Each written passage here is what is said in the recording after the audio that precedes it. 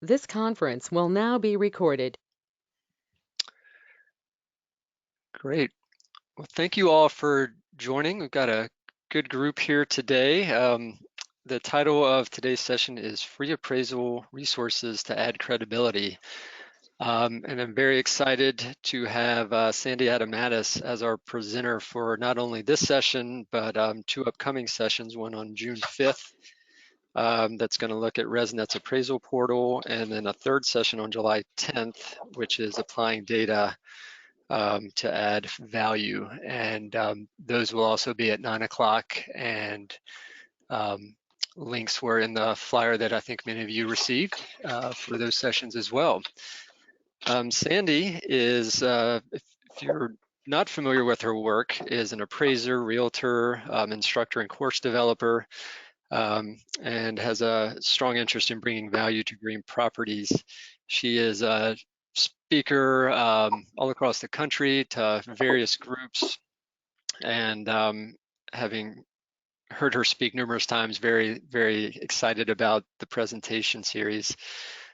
She is also the author of Residential Green Valuation Tools, and to tag on to that, she has kindly offered to for anybody attending all three sessions, provide a copy of that at no cost, as well as a $25 Starbucks gift card. So we'll do a drawing on July 15th, after a few days after the last session, for those gifts. These recordings will be online afterwards at efficiencyvermont.com/online-trainings.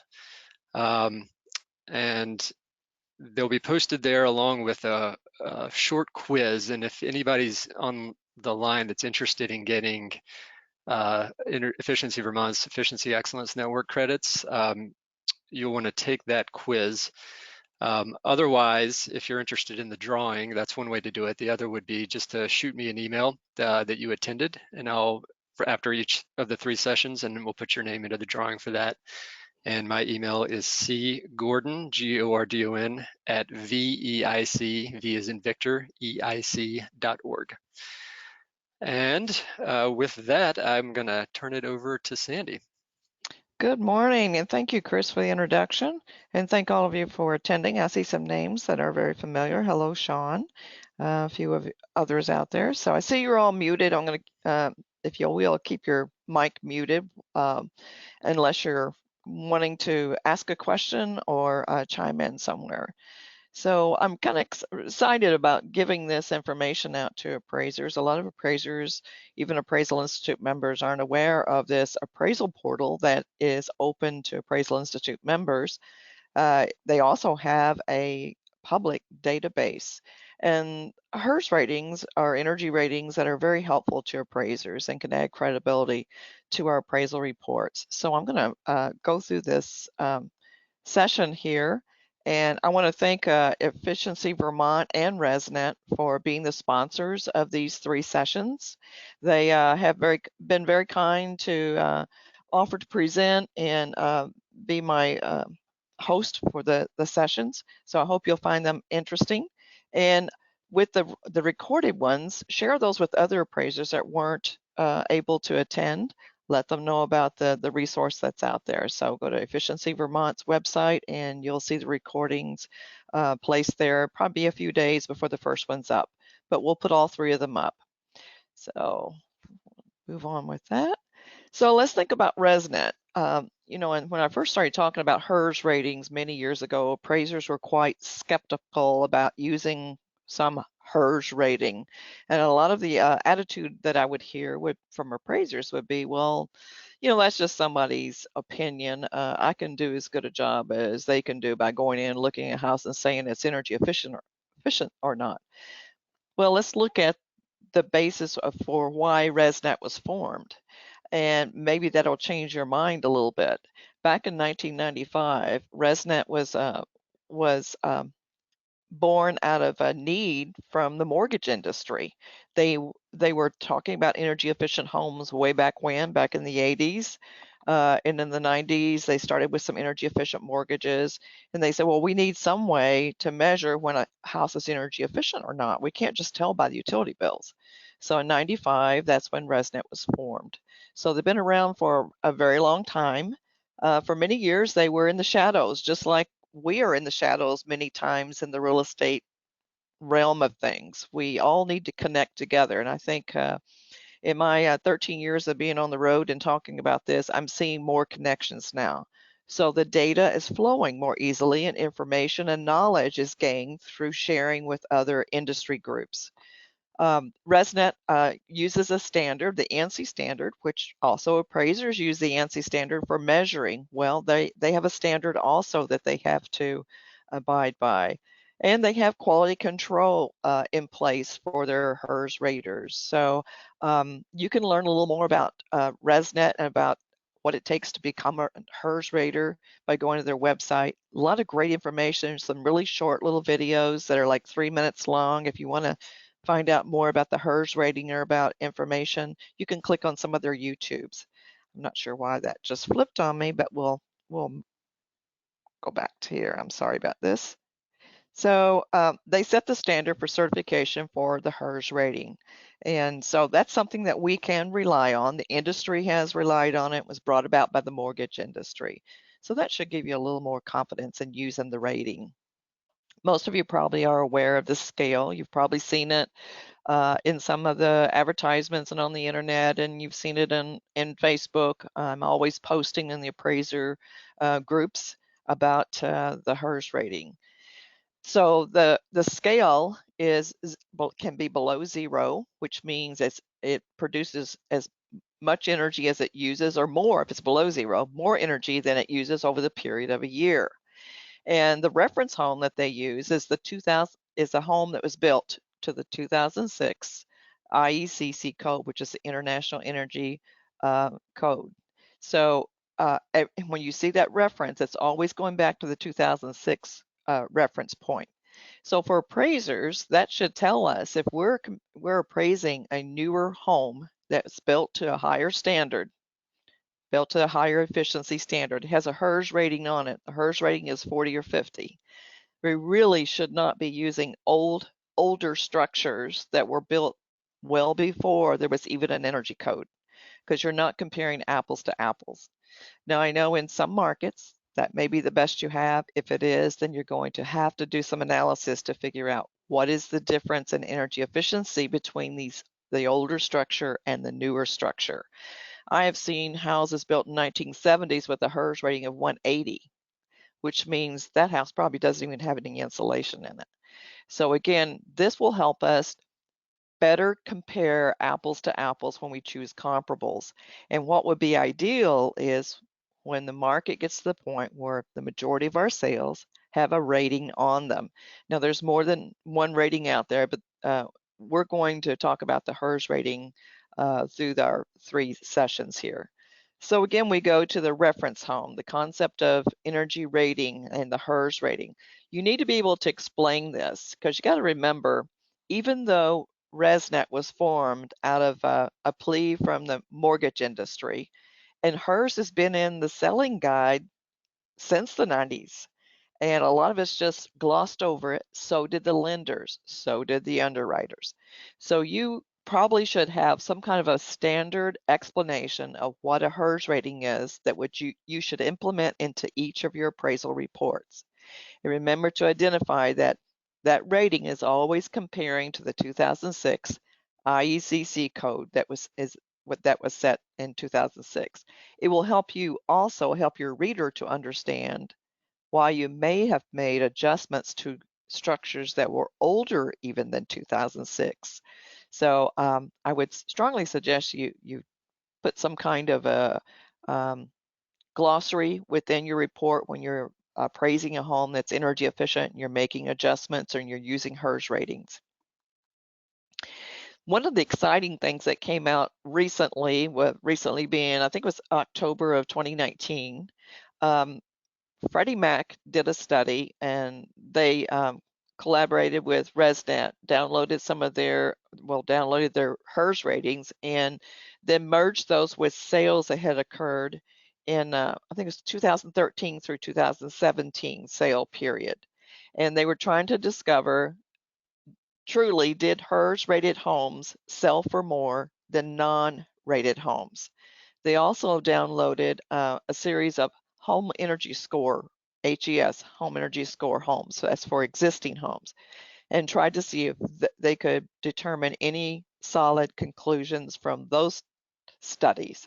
Well, what they published indicated that they did find enough data around the country, and this was from all over the US, that HERS rated homes sold for, on an average of 2.7% more than a non-rated home or an unrated home.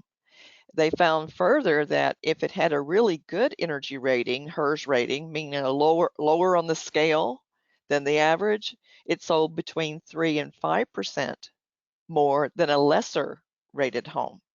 So again, that gives us some guidelines. That's coming directly from Freddie Mac. That was their study, independent of any appraiser. They had 3 PhDs. I think they were all 3 PhDs that worked on this study. Now, I recently contacted them and had them to run a study on one state, and I can't give you full details on it yet because it hasn't been published yet, but they were even able to find higher premiums in some states where you have a higher energy code, and the sales did show even above 5%. So again, this should give appraisers some confidence that if Freddie Mac's come out with a study that they did independently with their people using the sales data and the HERS rating data, that there is support for an energy efficient adjustment in some markets. Now, I'm not going to apply that, and I don't think they would, to every market, because we also found that in a couple states that I'm working in, they didn't have enough data. There weren't enough sales that had HERS ratings on them to come up with a solid response to that. But again, if there's a realtor in the session listening to this, these should give you some parameters for listing these homes that are energy efficient. This is a guideline here, 2.7 to 5% range. Should be give you some kind of a guide to listing it. How much more should I list this home for than a home that's not energy efficient that would be similar? If agents use that as kind of a guideline and we're able to sell them at that, then the sales data would be there and appraisers would have good solid data to make their adjustments. Let's look at a percentage of new construction. Keep in mind that most HERS ratings are done on new construction. They can be done on existing homes, but most existing homeowners don't want to spend the money it takes to get a solid HERS rating, because remember, they are diagnostically tested with a blower door and a duct blaster. They use a more formal testing than some of the energy audits that are out there. This slide shows us the percentage of new construction that gets HERS ratings. Now, we'll tell you the one that shows California at 1% is misleading, because California uses a HERS rating, but it is they go to Title 24, so it's not recorded in the HERS database, or most of them are not. But if you look at your states here, Vermont and New Hampshire, you're at 13% and 17% for the 2 states. So I'm hoping that there's some builders out there that would be listening to this session to realize that if they could provide the appraisers and the realtors with the HERS rating, it will give them more solid data to make adjustments for, because most appraisers, I know myself as an appraiser, I won't call a home energy efficient unless I have some solid documentation to show that it's energy efficient. So builders could learn a lot from listening to this session as well. So I hope there's some out there that will change their mind about doing the HERS ratings and give appraisers more to deal with. The other thing I would strongly suggest for builders, and I would suggest that appraisers and agents, when you're talking to builders, explain to them that if you're doing a home from plans and specifications, you're not going to have a confirmed rating. The only ratings that are going to be in the database we're talking about are confirmed, meaning they've been the rater has been out and tested it. So from plans and specs, the builder can ask the rater to provide a projected rating. So that's what you'd want to ask the builder to provide you with. So let's move on here. So here's a what we call a heat map of the Vermont HERS rating. So you can see all over the state. It's not just in the Burlington area or just in one part of Vermont. You've got HERS rated homes all over the state. So that should be something that you, if you're an Appraisal Institute member, you can actually pull these up by address. If you're not an AI member, then you can go to the public database and put in an address and find out if it has a HERS rating. Let's look at where New Hampshire is. So you've got a heat map here showing you all the dots, and the big dots are telling you there's a higher concentration of HERS rated homes in that area where you see the big dots. So in New Hampshire, you see most of it's, you have just a small tip at, area at the top of the state that doesn't have HERS rated homes. There's probably not a lot of population there either. So let's look at some statistics that will give appraisers some trending information. We're always looking for trends. We're always looking for market reaction. What's the market's reaction to energy efficiency? Well, this is a great place to go to find that information. So Vermont shows a trend here that is moving the average HERS rating for the state to a lower number. Look at 2017. You had an average HERS rating of 43. And remember, the 2006 home is at a HERS rating of 100. So you're 57% more energy efficient than the 2006 home. In 2018, that moved down to 42. And then in 2019, it moved to 34. So extremely low. And with those low ratings, it wouldn't take a very large solar system, depending on the size of the house, to put a solar system on to produce the electricity that they need. And I realize that there are other sources of heat, but at least you could get down to a zero electric home with those low HERS ratings without spending a lot of money for technology. Now let's look at New Hampshire. Again, they are moving toward a more energy efficient average HERS rating for the state. They have more HERS ratings as far as the numbers go, but their ratings are not as low as the Vermont side. So in 2017, you were at 60, still 40% more energy efficient than a 2006 home.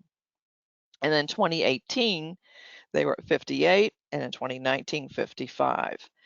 We're seeing a lot of states around the US that are 50 or below. And that is a huge change from 10 years ago. So the market is moving toward a more energy efficient standard. And that's new construction that we're seeing that on, which tells us that we have the largest inventory of houses in the US that are over 50 years old.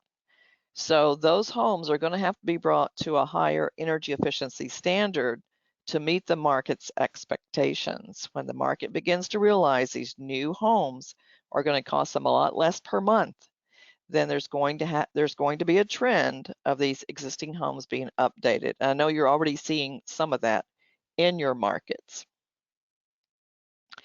Okay, so we'll move on to the next one here. I'm gonna have to click on it. Sometimes it's a little slow. There we go. So here is a banner for Vermont.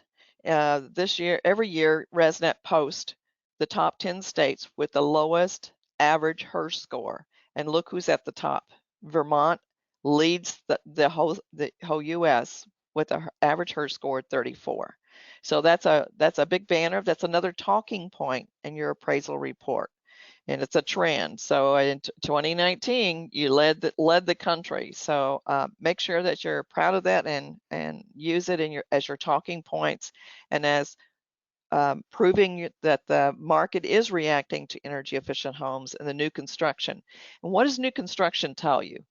It tells you what buyers are desiring in their homes today. If they didn't desire energy efficiency, the builders wouldn't be building it. And if the builders were really confident about their energy efficient homes, they're going to get them rated, or at least that's the way I see it. Let's look at some studies that will tell you about the market's reaction to energy efficiency. If you look at NAHB, National Association of Home Builders, or National Association of Realtors, every year they come out with these studies. And the Shelton Group, which is out of Atlanta, very highly esteemed for their They're surveys of the public. They do a lot of studies for utility companies, so they have a pretty wide database of addresses to do surveys. And in 2019, they published the survey I have on the screen now. And they said they had enough responses from the survey that they felt like it was a great example of the national sample of Americans' ideas. One of the things that came out of it was 20% of the Americans, now this was before COVID-19, but 20% of Americans say that they're planning to buy a new home within the next 2 years. So that's good news for the agents. It's good news for the real estate industry in general. It's good news for builders and for appraisers and lenders. The other thing that came out of it was over half of the buyers or public that were surveyed said that energy efficiency would influence their buying decision. 55% of those surveyed, 45% said they didn't think about energy efficiency when they're purchasing it. Now, a lot of those may have been first-time home buyers that made that comment. I don't know if any of you have any first-time home buyers in your family, but quite often when they buy that first home, they don't think about all the other expenses that go with it. They're thinking about the mortgage payment. But a lot of us that are a little more experienced with that will consider the energy efficiency cost per month. So I thought that was pretty cool. And again, this is another reference that you can make. If you Google the name of this study or Google Shelton Group's 2019 Energy Pulse study, you can download the full report. There's a lot of good charts and graphs in there. And I use those as talking points in my reports about market reaction to energy efficiency. So I'd highly recommend using it. So let's think about something else that appraisers think about that are HERS ratings and the average HERS rating for your state, the statistics that I'm showing you. We should be thinking about highest and best use. If the site were vacant today, would we build a house on it that's in great condition, a new house, and not make it energy efficient? When we know that more and more of the country is saying, 55% of those surveyed say that energy efficiency is an important item in their decision making. Or would they build a passive solar home or a very energy efficient home, one of those 34 HERS rated homes? So again, that's something else that appraisers need to be considering in the appraisal process is what is the highest and best use of the existing home? If it's an older home in good condition, but not energy efficient, is the highest and best use as is? Or would the highest and best use be as upgraded for an energy retrofit? And some of the older homes, and you have some beautiful old homes in New Hampshire and Vermont, I know would cost an arm and a leg to bring it up to equal to a brand new home in energy efficiency. But there are things that they can do that would be financially feasible. Again, that's where you as the appraiser can be helpful in helping the homeowner understand what is financially feasible as far as spending money on a retrofit. And by the way, the home on the bottom, the passive solar home there is from Vermont. The one at the top is from Indiana. So they're both in the northern states. So how do you find homes that have a HERS rating? Well, there's a public database that's been out there for, I think, about 3 years now. So there's no excuse for a realtor to say, well, I didn't know it had a HERS rating on it. Or an appraiser that's not an AI member saying, I have no way to find a HERS rating, or the homeowner didn't give it to me or didn't know. I'm sorry about this, it's flipping on me. So you can go to the public website and click on that, the link that's here on the screen, and you can put an address in and it will tell you if it has a HERS rating or not. And I'll show you what it looks like here in a couple minutes. If you're an AI member, Appraisal Institute member, we have a special portal. You have to sign up for it. You put in, it doesn't cost you anything, it's free. You can put in your name and a password, and then you can go there and you can do a lot of different searches, and I'll show you some as we move through here. So the public database looks like this. When you click on that link that's at the bottom here of the screen, it takes you to this website, and you click in an address. Now, sometimes a HERS rater will put an address and incorrectly spell a street wrong. When that happens, I email RESNET and tell them to correct it in the database. So you might want to try a couple different ways if it doesn't come up and you're pretty sure it has a HERS rating. You can click on Find a HERS rating once you put the address in, and then it will give you the rating. I'll show you what it looks like. It looks like this when it pops up. So I did a search on a house that I knew had a HERS rating in Burlington, 105 Glen Road. So from the public side, even a home buyer that's concerned about energy efficiency, aware of RESNET's database, if they're looking at 5 homes, they can take the addresses of those 5 homes, put it into the RESNET database, and this is what comes up.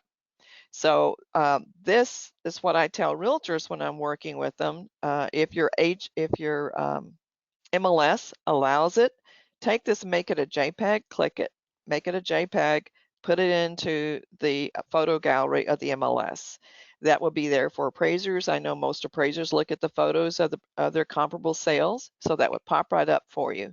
I also tell them to attach it to the MLS as a PDF, so it's not missed by anyone. So that gives a lot more information than we had years ago before we had this public website. Now, keep in mind, these are only confirmed, meaning if it has a projected or a sampled rating, it won't be in the database. It's only those that are actually been tested and confirmed in the field. So appraisers that are members of the Appraisal Institute have access to this portal.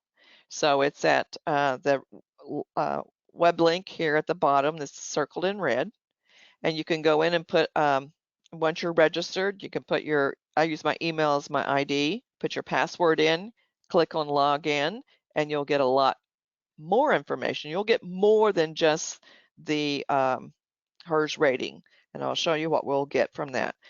But some of you may not be designated members. That's okay. If you are a practicing affiliate, or if you're a candidate for designation or designated member of the Appraisal Institute, you have free access to this. So that might be an encouragement for some of you to join as a practicing member. If you have no goal to become a designated member, you can be a practicing affiliate and still have access to this data. So let's see what kind of data you're going to get from here. So this is what you would get from the HERS. If I go to HERS index, this is what the dashboard looks like for the Appraisal Institute members. We can click on view and get this same information, but look at the bottom. At the bottom here, we have more information than the public side. The public only gets the rating, 45, and the address and the rater's name. As an Appraisal Institute member, I can click on this address and get the builder's name, the rating company that rated it, the year that the structure was constructed. I can get the date that it was entered into the RESNET registry. I can also get the estimated energy cost on an annual basis, and I can also get the annual energy savings. And it will tell me if it's an Energy Star rated home. Now, a lot of you probably have run into an issue with MLS where the realtor has checked the box that it's Energy Star certified. This is one place you can go to check out to see if it actually is, because if it's Energy Star certified, it'll be in this database. But keep in mind, the database only goes from for rated homes from 2012 forward. So you've got, if it was before 2012, it may not be in the database. So keep that in mind. But I know in my market, I've had a number of homes that I was told, or that said they were Energy Star rated homes. And from the HERS database, I found out that they were not. So I contacted the agents and asked them to correct the MLS so that an appraiser didn't use that information incorrectly. So you can see how valuable this information is. It gives you a basis for an energy savings amount. And if you can quantify the savings, you should be able to quantify an adjustment for that. Now, ideally, I would like to have HERS ratings on all my comparable sales, but we all know that's not possible in most markets. So some of my sales, if they're built before 2006, then I know that there's going to be more than a 50, 60% difference in the energy efficiency ratings of those homes compared to a newer construction home with a HERS rating on it. So you can use that savings amount to come up with a value of the energy efficiency. Be sure to explain it explain it well, because remember that our intended user is an underwriter at the bank that may not truly understand energy efficiency. They may never have heard of HERS or RESNET. So those are some really great data points that you don't get from the public side of the database. Now, on the green addendum, which I know a lot of people in your state are using it, or at least some are using it, it talks about the 3 different kinds of HERS ratings. And it has a rating scale there of 0 to 150. And it really, as I said earlier, it could be below 0 if it has solar on it, or geothermal, or both, or some sort of renewable. The sampling rating is not a confirmed rating for that house. It could be a house builder, a production builder who gets a sample rating, and he's allowed to use that for a number of other similar model homes. And then after so many, he has to have it re-rated. So a sampling rating may not be a confirmed one unless that was the one that they did the confirmation on. A projected rating is one that's done from plans and specs. So that would be like us appraising a house based on plans and specifications, subject to completion. So it's not confirmed either, and it will not be in the RESNET database. The confirmed ratings are the ones who have actually been tested, and then they're uploaded into the RESNET database. So those are the only ones that you'll find in the database. So here's the 3 again, and it gives you a little more explanation of the 3 ratings. And again, this might be something that you'll want to also add to the definition of what a HERS rating is and who RESNET is. So you'd want to explain the 3 different types of ratings.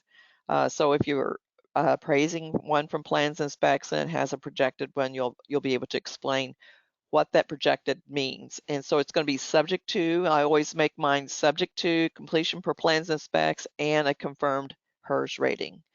I've heard some builders complain that they didn't want to pay extra to get a projected. But once I come back with my response to that, they will usually change their mind. As an appraiser, from your plans and specs, I'm not going to call your home energy efficient without having a HERS rating on it or some kind of an energy rating on it, because I am not an expert in rating plans and specs or rating a physical structure. So I want something solid to have in my work file. So I assume most appraisers I know would be have a similar attitude.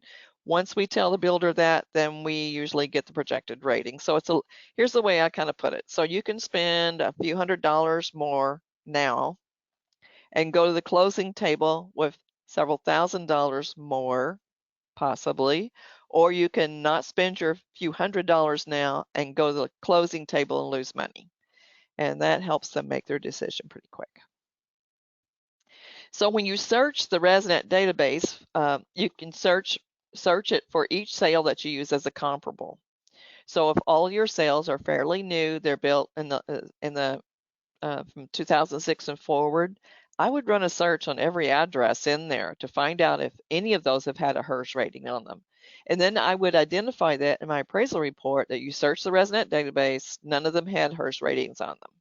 So that gives you, again, another place to say where I found that information. And by the way, I put the link right in my appraisal report so that the underwriter can use that same link and come up with the same information that I did. So in the appraisal text addendum, give the link to RESNET. And then if the subject has a HERS rating and none of your comparables do, you're going to have to explain your adjustment.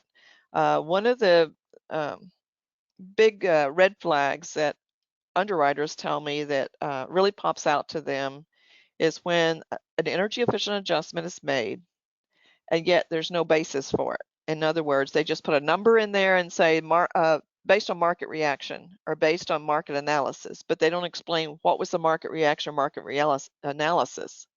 So again, give your explanation as to how you came up with that adjustment, what your support is. So I would highly recommend that you quote the Freddie Mac study.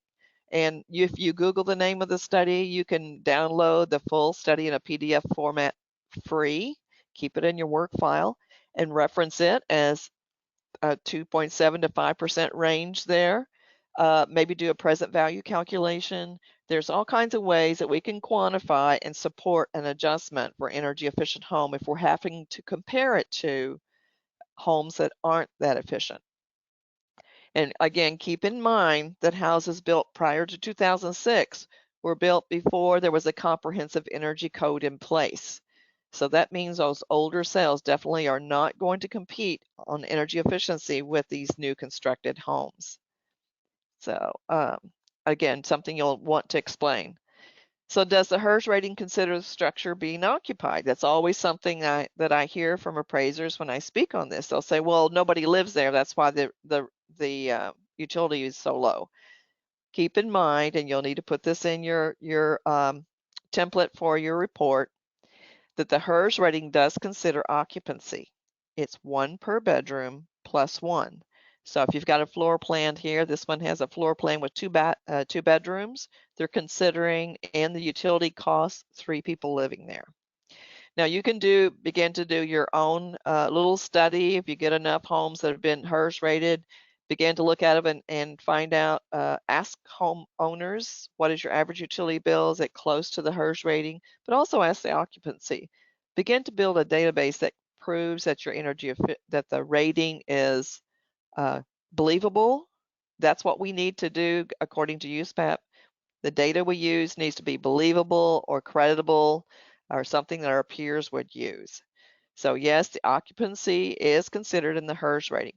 So keep in mind, I've done some of these where I've gone back 5 years later and said, okay, tell me what your average utility bill's been per year over the last 5 years. And then I compared it to the estimate. But you got to remember, if it's 5 years out, there may be an increase in utility costs. So consider that as well. And I found that when the HERS rating occupancy load is similar to the occupancy of the home over that period, it is a reasonable, it is pretty close, within 5%. That's closer than I could guess it at. So I find it to be something that's believable, or at least a benchmark to judge energy efficiency on. So then let's move on down to our next one here. Appraisers can develop a file. This is what I did when I surveyed some homes, and I started keeping it in an Excel file format. And every now and then, if you get an underwriter or an appraiser or somebody who's questioning you, how can you depend on that? That's a bunch of baloney. It's not good. Well, keep a little running tab, an Excel spreadsheet. Show the date of the survey, your address, what the HERS rating was, what the estimated energy costs in the HERS rating, then show the actual and see how close they are. That begins to build a really great database for you to support and keep in your work file if you're ever called on to prove that this rating is something that's dependable. So causes for variance in the actual versus the estimated. Again, when I did a survey in, I think I did 3 different states. One was Maine, when there was I had a couple of areas where they had a 20% difference. But the reason that there was such an extreme, the homeowner said, well, we have a higher plug load than was envisioned in the HERS rating. In other words, they added some high electrical usage equipment to the home, and that's why the HERS rating actual energy cost was lower than what their actual was. So the plug loads envisioned in the HERS rating are standard plug loads for that size home and that occupancy. If they exceed that, then it's going to skew the actual energy cost. Thermostat settings. Are you aware that there are insurance companies out there that will insure the HERS rating for 2 to 5 years? And they do that in North Carolina. There's a company there that does that. I think it's called Systems Insurance or Systems Energy, something like that. They do it for low-income housing. So you get a HERS rating and your thermostat is Wi-Fi connected. So the insurance company has access to your thermostat setting. Now in the HERS rating, it identifies or assumes a certain thermostat rating and a certain occupancy. So if you're following all the guidelines, then the insurance company says if your electric bill is more than the HERS rating, we will pay you the difference. So at the end of the year, they tell the homeowners, send in your electrical bills. If it exceeds the HERS estimate, we'll send you a check. So I have asked the insurance companies how often they have paid off. And the last time I asked that question to the fellow out of North Carolina with the insurance company, he said, we've never written a check yet. So that gives me a little more confidence in the ratings as well. The other thing that could cause the difference in the utility cost is lack of maintenance. We've all seen that. I have a rental house that I have my college grandkids living in, and they I'll send them a text each month and say, did you change the filter in the furnace? You know, we've gone into houses where we've opened up the mechanical closet and it looks like they have never changed the filter, and probably means they've never had it regular maintenance done on it. So that can affect your electrical costs. Changes in windows and doors. People are always doing things to the home. They may have done something that would have affected the utility cost. So those are things you'll want to ask if you see that the utility cost is higher than estimated. Start looking at those things to see if you can figure out why. So the current building code in New Hampshire, now I pulled this from BCAP, and I'm going to ask Chris or Jeff, anyone that's on the call, if I've got this wrong. If this is not updated, let me know. But it's showing the current residential code in New Hampshire is the 2009 IECC. It became effective in April 1st of 2010. So when you see these, the appraiser needs to understand what your local code is and know that to be a high efficiency or high performance house, you need to exceed the code. So you need to know what your actual code is. So I'm assuming that this 2009 IECC is the code that's been adopted by New Hampshire, unless somebody on the call can tell me different. So we'll move on. Let's go to Vermont. Then Vermont's residential code, this came from BCAP. BCAP is Building Code Assistance Project. You can go there and find out the energy code for any state. Now, there have been a few times where I found they've been outdated, but for the most part, they usually are correct. And it'll tell you the climate zone and all that other good stuff. It'll tell you if it's volunteer or if it's mandatory. And here it says, in the Vermont area, your energy code is the 2015 IECC, effective March of 2015. So every 3 years, they change the IECC code, they update it. Jeff, I see you unmuted yourself. You want to add something to that? Yeah, I was going to add that Vermont will be moving to the 2018 IECC. The target date for that is July 1 of this year. Have not heard whether COVID-19 is going to have any impact on that. But you know, we will be using the 2018 IECC with amendments for Vermont. Okay. All right, good. So now the HERS score that one would need to meet in Vermont to meet or exceed the code for the base level is a 60-point HERS index. We have a stretch code in Vermont that applies to Act 250 projects, and to South Burlington, they've adopted it. Homes there would need to meet the current code score 54 points or less. Thanks, Jeff. So you see that gives you some good numbers as basis for figuring out, is the house I'm appraising a high performance house? Does it exceed the building code? So that's quite helpful information. And I'm sure if you forget that or you need reference, you can contact Efficiency Vermont, Jeff or Chris or anyone on the line, and they'll be glad to help you with that. So remember, building codes are the key. I know in all my years of appraising, I've been at this 38 years, building codes were something we never really did a lot of discussion on in any of the appraisal classes I've taken.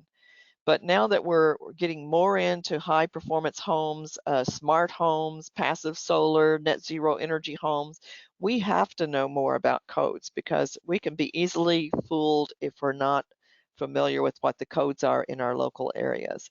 So again, that's another talking point in your appraisal report. Our current code is at this. Remember I said the code changes every 3 years, the International Energy Code compliance. So they're working on 2021 right now. Your state is going to be going to 2018. Most states are, I wouldn't say most states. Some states will go to the current code, but a lot of them will stay at the prior code, and they have that choice. Some states are mandatory where they have to, all the state has to abide by that code, and some are voluntary, meaning that they can adopt different codes in local areas. And that sounds like what Jeff was telling us with Burlington and a few other areas.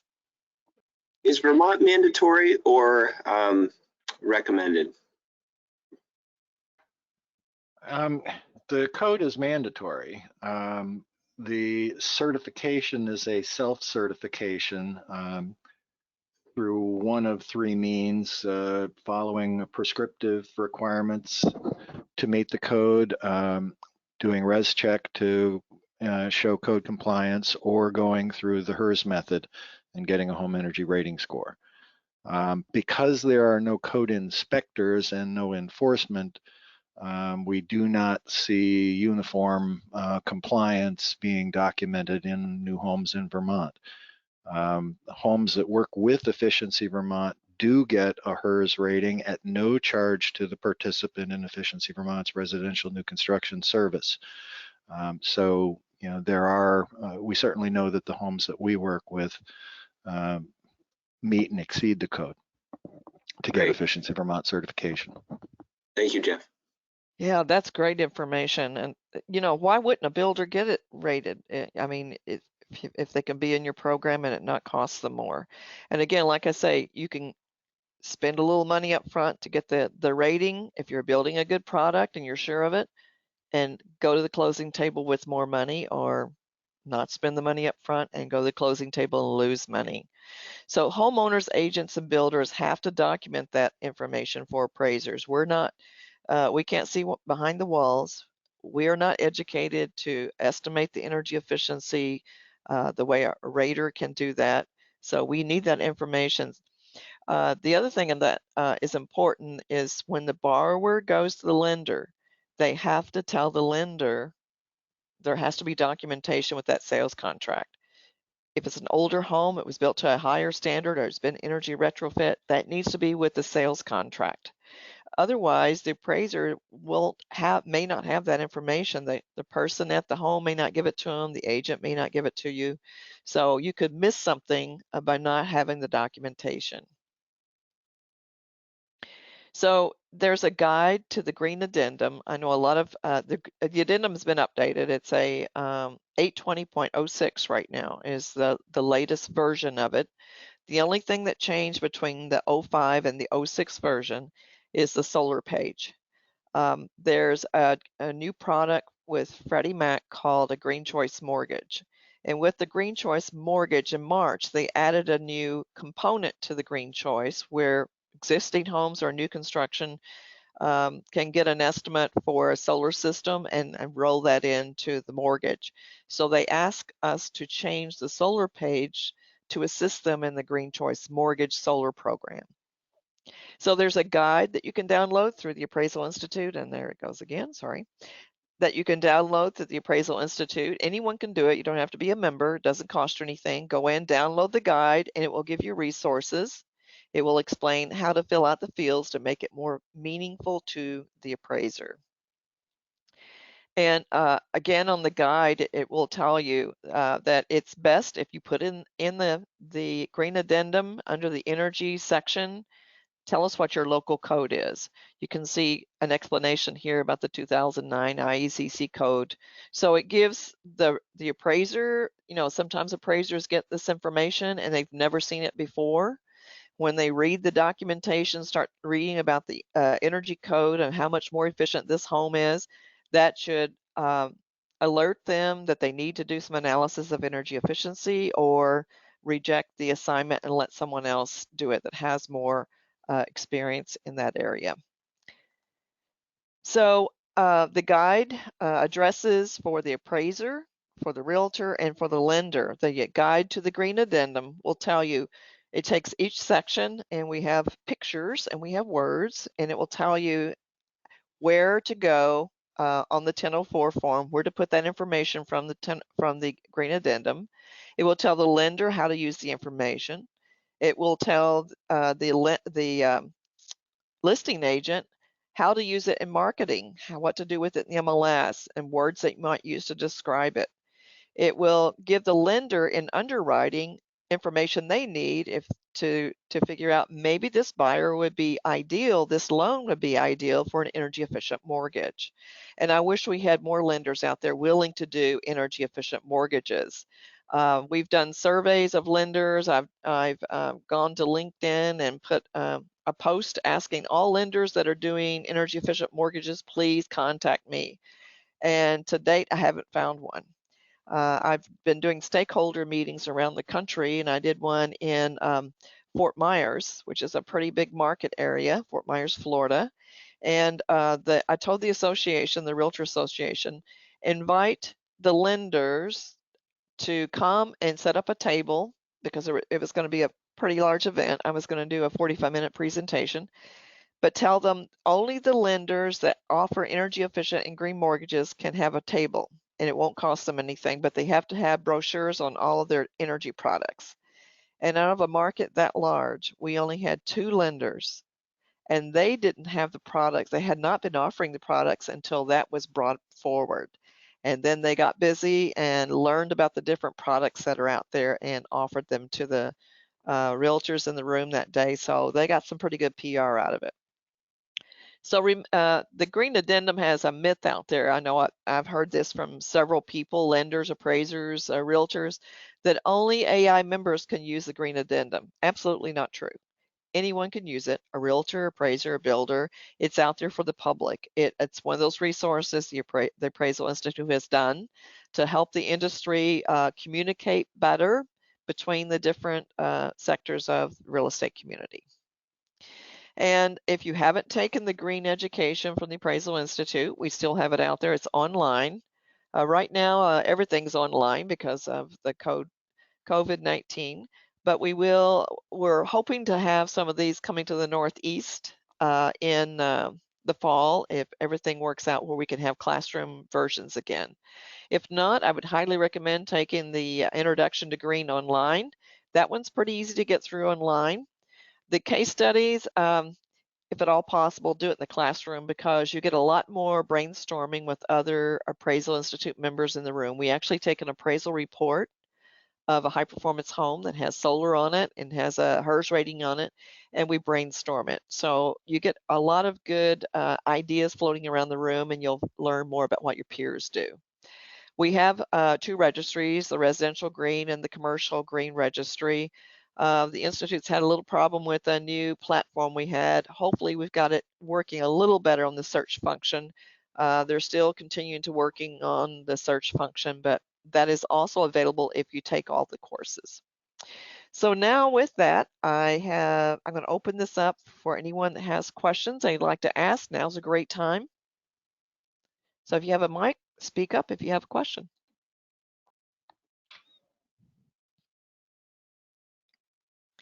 If not, go ahead. I'll jump in and just point out a couple of things that are pertinent to Vermont and New Hampshire. Our MLS, NARIN, does have green fields, fields specific for Efficiency Vermont certifications to indicate Energy Star certification. It will also include HERS data and scores. We are working also and soon should have a database called Helix, the Home Energy Label Information Exchange. Helix will collaborate with NARIN and enable auto-population of Efficiency Vermont's energy efficiency information directly into those green fields. So that should improve the situation data-wise. In addition, there's kind of a workaround right now on NARIN's website It's not the MLS system listing, but it's in the support documents. And that does have a listing of all of addresses of homes that have participated with Efficiency Vermont's residential new construction, the certification that they've achieved, the HERS score that they achieved, and the date of construction. So I just wanted to point those things out as well. Thanks, Jeff. The other thing I'll remind you of is the next 2 sessions that we're going to have. I'll go more into how to develop an adjustment, more into more detail on how to measure market reaction and such. So with each one, we build on the one we just, the session we just finished. So any other questions out there?